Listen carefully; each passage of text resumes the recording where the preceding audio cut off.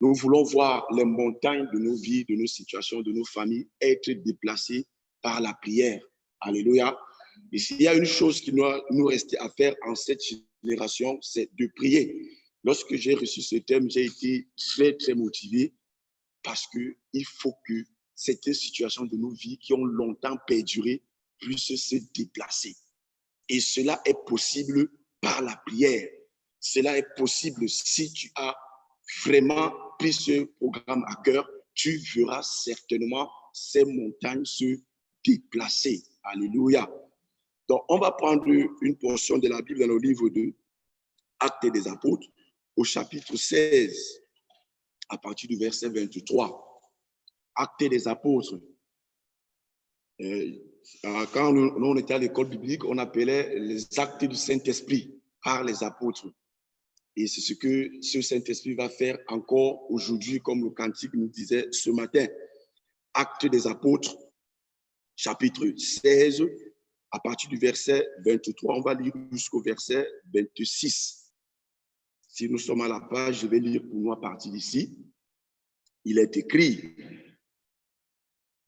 après qu'on les ait eu chargés de coups, ils les jetèrent en prison en recommandant aux geôliers de les garder sûrement.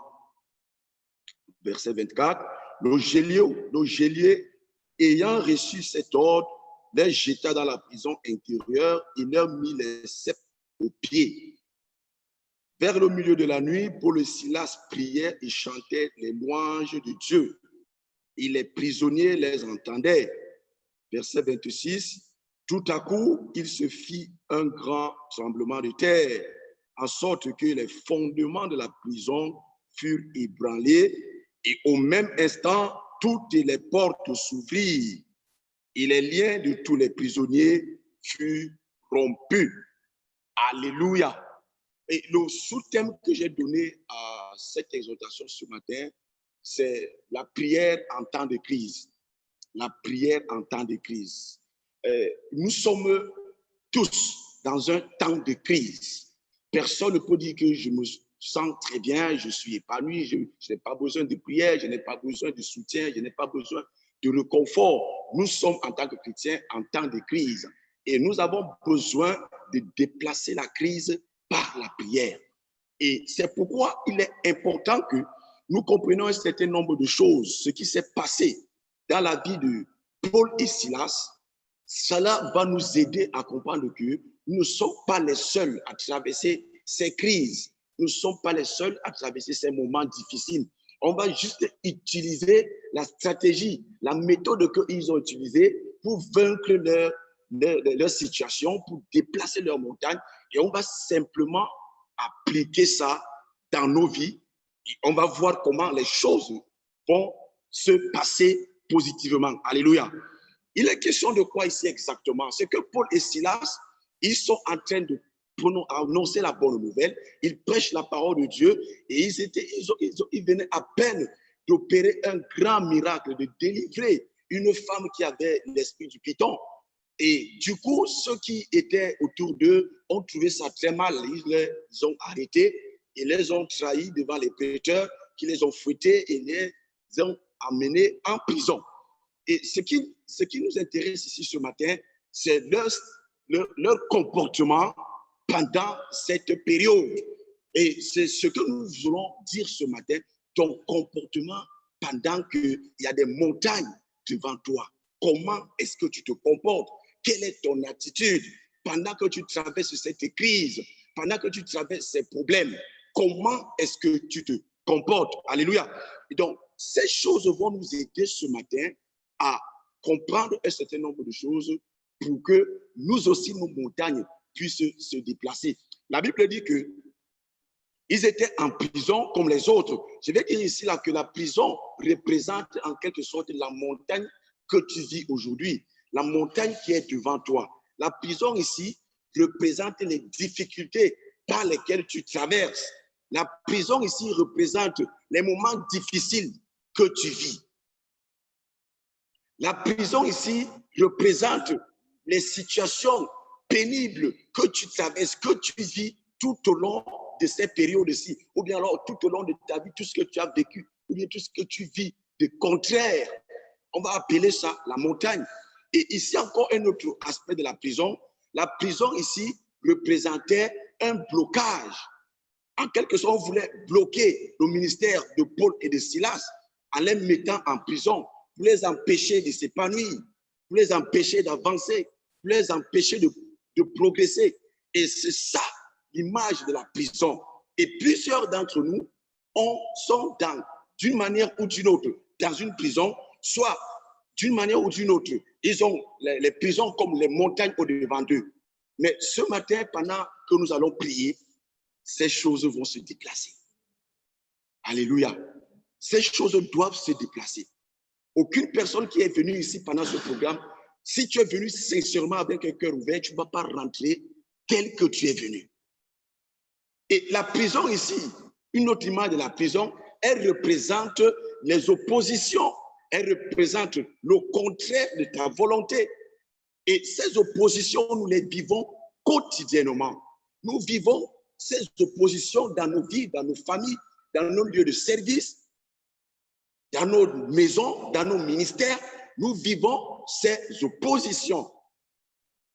Et il faut que nous utilisons simplement la bonne attitude. La bonne attitude, c'est laquelle? C'est celle que Paul et Silas ont utilisée. Pourquoi je dis cela? Parce que plusieurs d'entre nous, lorsque nous traversons ces moments, nous nous affolons. On s'affole au point où on perd le repère. On manque ce qu'il faut faire. On s'embrouille au point où on laisse l'essentiel. C'est notre comportement qui est essentiel, qui est important, qui va démontrer notre fin. C'est le comportement que tu manifestes pendant que tu es dans cette position qui va déterminer ton résultat. Quelquefois, quand nous sommes dans une prison, comme j'ai cité les différentes faces de la prison, on commence à s'embrouiller, on commence à se plaindre, on commence à morfondre, on commence à s'accuser, on commence à accuser les autres. C'est ce qu'on ne doit pas faire. Alléluia. Ton comportement pendant que tu traverses la crise démontre ton résultat demain. D'autres, pendant qu'ils sont dans cette prison, ils abandonnent. On m'a laissé, on m'a abandonné. Tout ce que j'ai fait, personne ne me soutient. Et tu abandonnes. Tu es en train de mal faire. C'est pourquoi j'ai intitulé mon sous-thème « La prière en temps de crise ». Qu'est-ce que tu fais en temps de crise? Qu'est-ce que tu fais pendant que la montagne est au-devant de toi? Quel est ton comportement? Ton comportement détermine ton résultat. D'autres, pendant qu'ils sont dans cette prison, pendant que ces moments sont difficiles, ils passent par des moments difficiles. Ce sont les doigts d'accusation. C'est elle qui est à l'origine. C'est elle qui a fait comme ça. C'est elle qui a fait comme ci. C'est parce que j'ai fait comme ça. C'est pourquoi on m'a fait ceci. Non. C'est la mauvaise attitude. Ça, c'est la mauvaise attitude. Elle ne va pas te payer. Elle va déterminer l'échec demain. D'autres, quand ils passent ces moments, c'est le découragement. On est prêt à abandonner. On est prêt à tout laisser tomber. Tout le travail que tu as fourni, tous tes efforts que tu as bâtis, à cause de la petite montagne qui est devant toi, à cause de la petite prison, tu es prêt à laisser tomber tout le travail de ta vie. C'est la mauvaise attitude. N'abandonne pas. Alléluia. Quelle qu'en soit la hauteur de Goliath, n'abandonne pas. Quelle qu'en soit la profondeur de la prison, n'abandonne pas.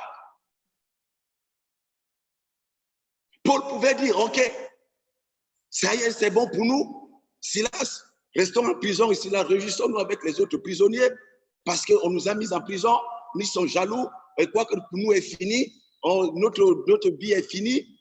Parce que la prison, quand on te demande, on ne te dit pas le jour où tu sortiras. Parce qu'une prison comme celle, il y a des prisonniers qui sont en Koudengui, qu'on n'a jamais fait appel au parquet. Ils ne savent même pas le jour où on va les appeler au parquet. Et ils se disent, OK, c'est bon, comme nous sommes comme ça en prison, on a tué telle personne, on ne sait même pas le jour où on va nous appeler au parquet pour qu'on puisse comparaître. Et ils laissent tomber, ils s'abandonnent, ils laissent là, ils laissent tomber les hostilités.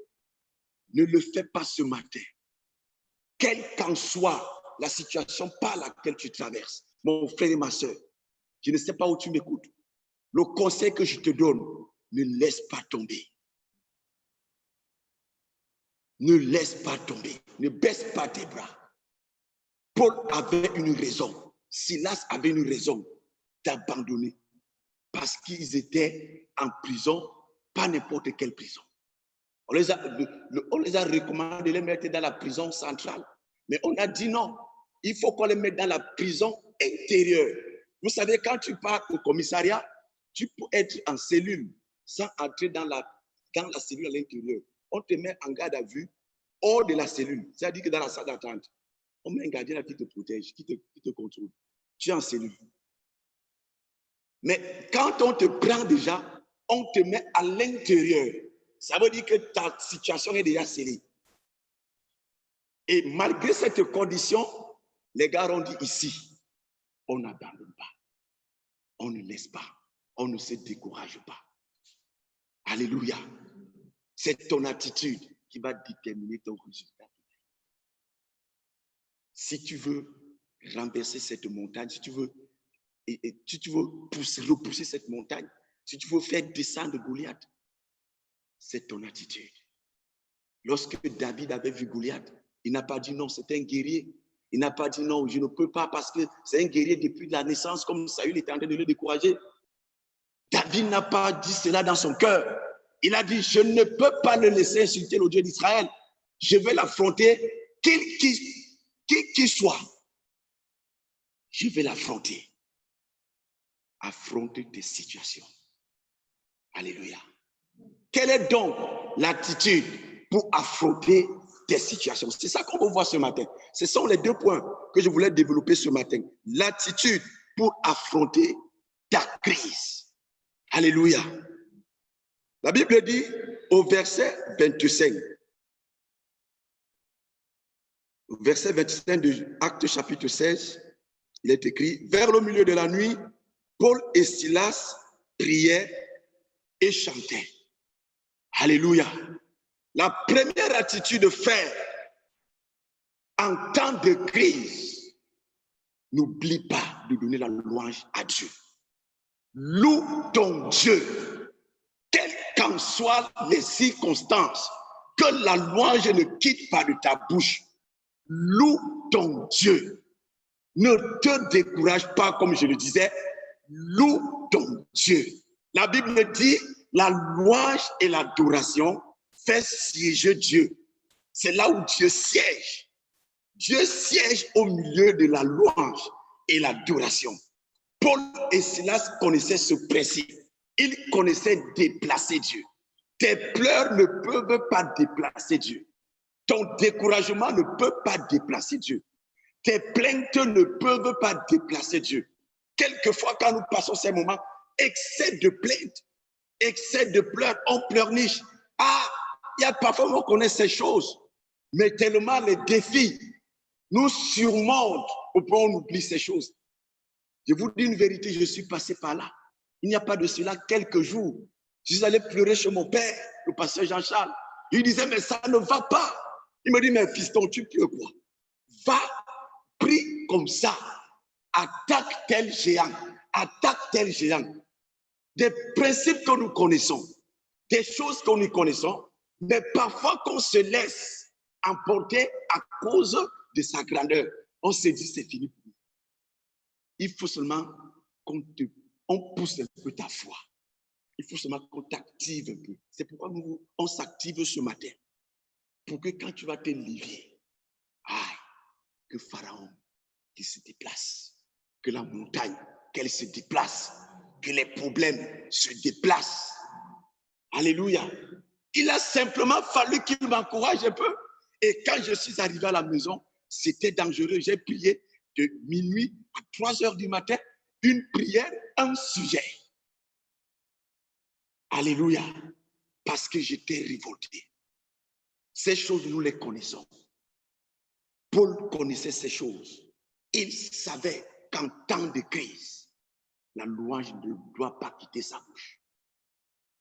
Pendant que les autres prisonniers ronflaient, ils dormaient, les gars se sont dit, gars, qu'est-ce qu'on fait là? Est-ce qu'on doit aussi ronfler? Est-ce qu'on doit aussi pleurer comme les autres? Louons notre Dieu. Alléluia. Il faut louer Dieu. Loue Dieu pour sa grandeur, pour ce qu'il est. Hier, on disait que Dieu, avec la parole, il a créé le ciel et la terre. Est-ce qu'il y a donc lieu de le laisser, de l'abandonner pendant que la crise est là? Les gars ont dit ici, on va louer notre Dieu. Satan, je sais que ces crises que tu mets devant nous, c'est pour nous empêcher de louer Dieu. Les gars se sont mis à louer Dieu. Alléluia. La louange ne doit pas quitter ta bouche. Loue ton Dieu. Loue ton Dieu. Chante ses gloires. Donne-lui les louanges. Ça va faire quelque chose dans son cœur. Il va dire, mais mon fils là, ma fille là, malgré les temps qu'elle passe, aïe, elle ne cesse de me louer. Elle ne cesse de m'adorer. Elle ne cesse de me donner les parfums de bonne odeur passant par sa louange. Je ne peux pas rester indifférent. Il faut qu'il intervienne. Alléluia. Il y a certaines familles qui passent des moments difficiles.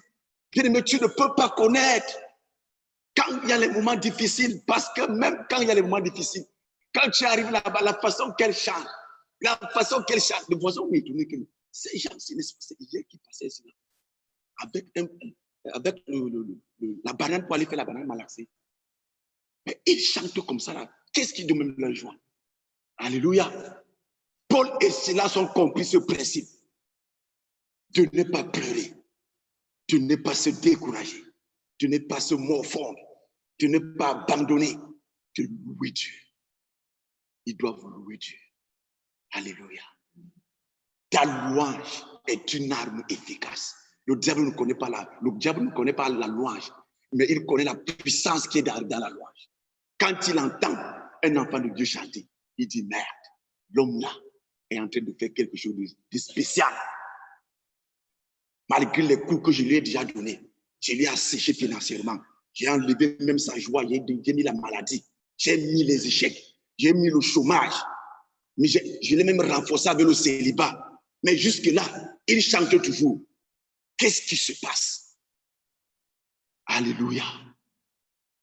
Un deuxième élément que Paul et Silas ont utilisé.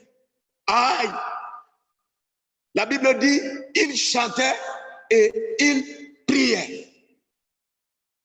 Ils ont compris qu'il n'y a que la prière pour les délivrer de leurs conditions. Il n'y a que la prière. Il n'y a que la prière pour les délivrer de leurs conditions. Les gars ont commencé à prier. Ils parlaient en langue dans leur prière. Ils criaient. Ils parlaient en langue. Ils priaient. Ils ont compris que le secret, ce sont les genoux. S'ils ne prient pas, qui pourra les aider? Bien-aimé, si tu ne pries pas dans cette situation, qui pourra t'aider? Qui pourra te soutenir? Qui pourra te délivrer? Qui pourra venir ouvrir ta prison si ce n'est celui qui a créé les fondements de toutes choses?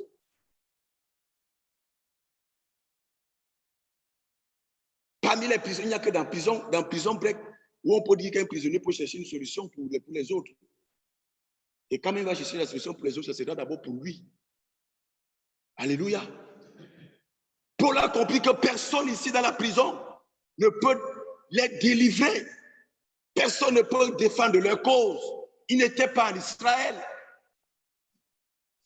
Ils n'étaient pas à Jérusalem. Pour dire que certainement ces relations à Jérusalem vont l'aider. Dans cette condition où tu te trouves, tu es une place, comme on dit souvent. Tu es une place. Tu es face à ton destin. Tu es face à ton destin.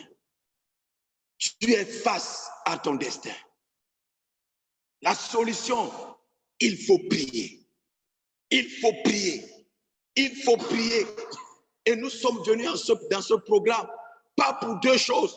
Le thème de ce programme parle de la prière qui déplace les montagnes, la prière qui ouvre les prisons. C'est cette prière qu'on va faire en ce lieu.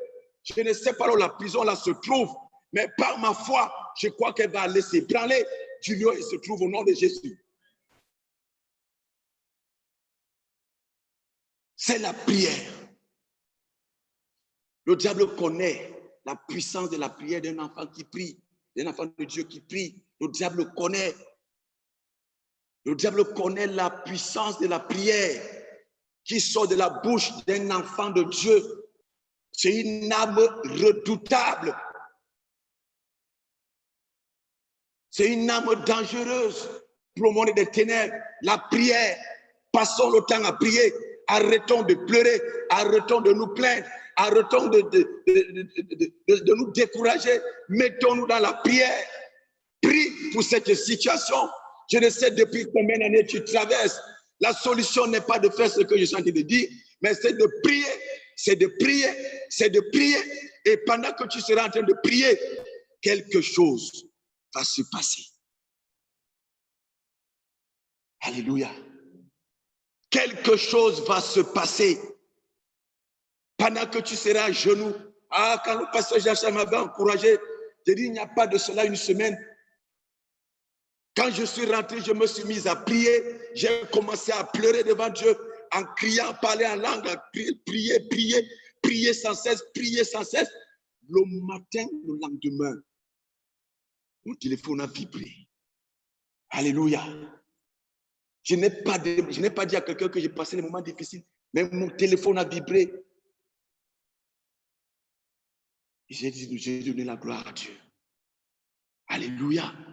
Si je restais pour pleurer, parce que l'un des objectifs de l'ennemi, c'est de nous mettre en prison pour qu'on ne puisse plus atteindre notre objectif. J'ai cité les éléments les autres aspects, les autres faces de la prison.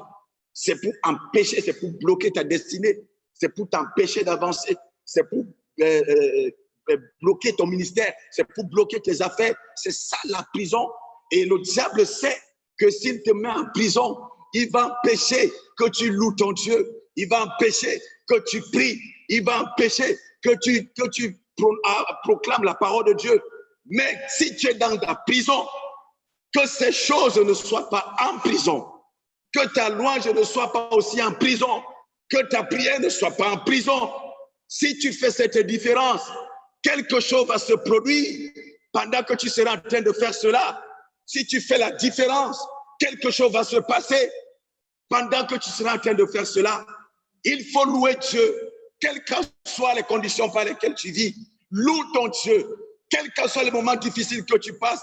N'oublie pas de prier, prie sans cesse. Aussi longtemps que les problèmes augmentent, augmente aussi le degré de ta prière.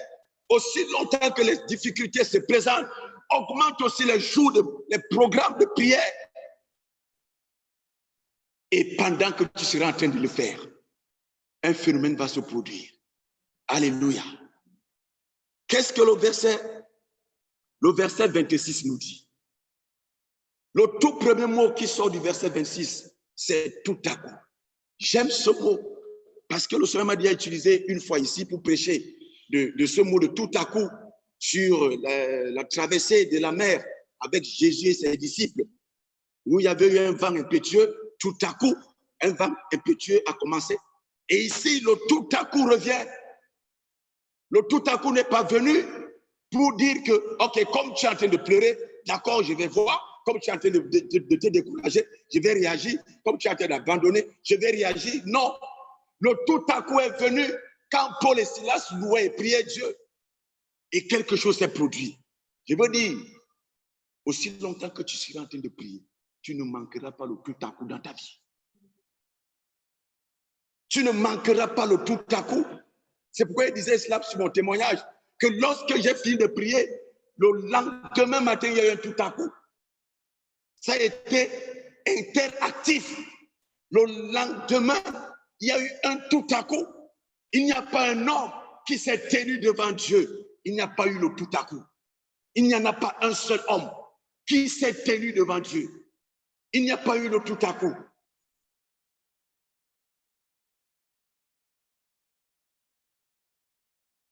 ce matin, prie ton Dieu.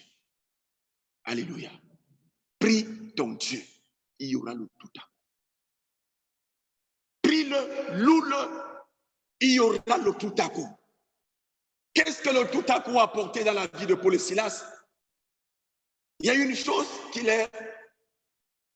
les rassurait, c'est qu'ils savaient que s'ils adressent à Dieu la prière, quelque chose va se passer. Ils avaient cette assurance. C'est pourquoi ils chantaient et ils priaient. Leur foi dépassait le niveau du grain de sénévé. Alléluia.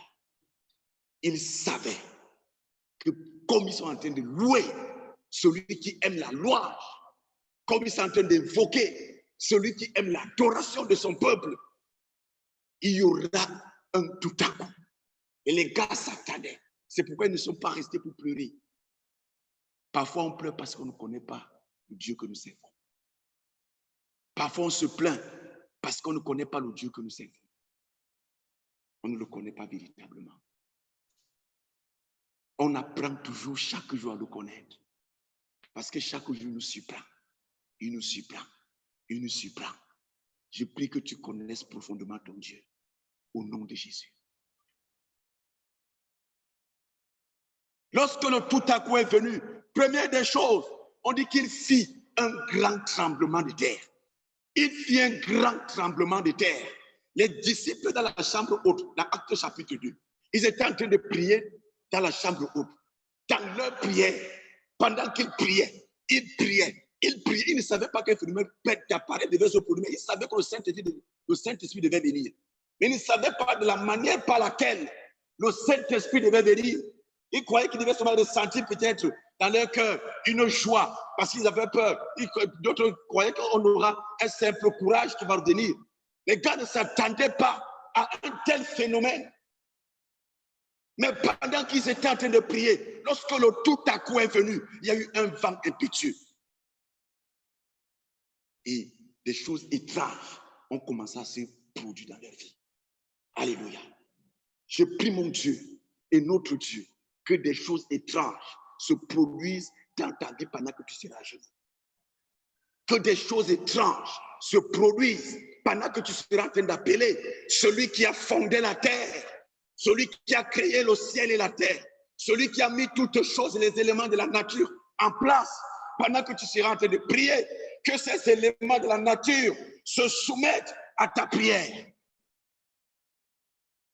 Quelles sont ces choses? Est-ce le mariage? Est-ce le travail? Ce sont les éléments de la nature, de la vie. Ces choses sont soumises à la puissance de Dieu. Si tu te mets à genoux pour prier, ces choses vont se soumettre devant toi. Alléluia. Il y a eu un grand tremblement de terre. Et quand le tremblement de terre se produit, c'est pour ouvrir les tombeaux enterrés. C'est pour ouvrir nos bénédictions. Alléluia. En sorte que les fondements de la prison furent ébranlés. Il y a eu un grand tremblement de terre, en sorte que les fondements de la prison furent ébranlés. Et au même instant, toutes les portes s'ouvrirent et les liens de tous les prisonniers furent rompus. Je prie mon Dieu ce matin que le tout à coup viendra dans ta vie pendant ces 3 jours. C'est pour ouvrir les portes de ta prison. C'est pour ouvrir les portes de ton travail. C'est pour ouvrir les portes de ton mariage. C'est pour ouvrir les portes de tes entrailles. C'est pour ouvrir les portes de ta vie. C'est pour ouvrir les portes de ta santé. Et les liens qui te tenaient captif, soient rompus au nom de Jésus.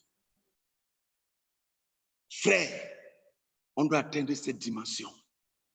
La prière en temps de crise. La prière en temps de crise, elle porte une très grande puissance.